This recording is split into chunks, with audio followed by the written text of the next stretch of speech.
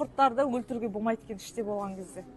Құртты өлтірмей парализовать етіп түсіру керек екен. Құрт бізден де умный негізінде, ол өлгісі келмейді, ол өзінің ортасынан кеткісі келмейді, кайф ортадан кеткісі келмейді да.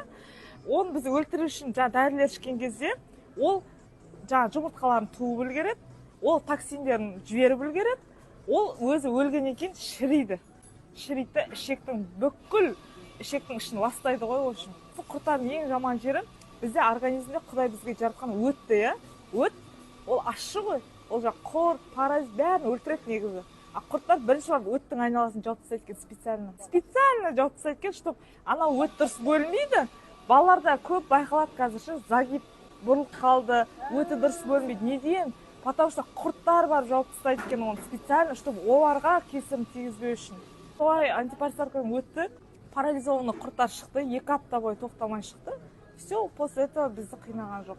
Баланың тәрбиеті жақсы қазір, уақытылы тамағын ішеді, тәттіні жемейді, жесе де енді анда-санда бала болған соң сұрайды, а так былай өздігінен жабысып жемейді. Құрттардың тағы бір ерекшелігі, ол сигнал жібереді миға.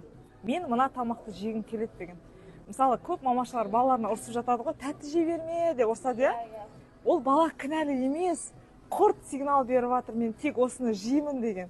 Так что балаларыңызды ұрмаңыздар. Просто емдеңіздер деймін.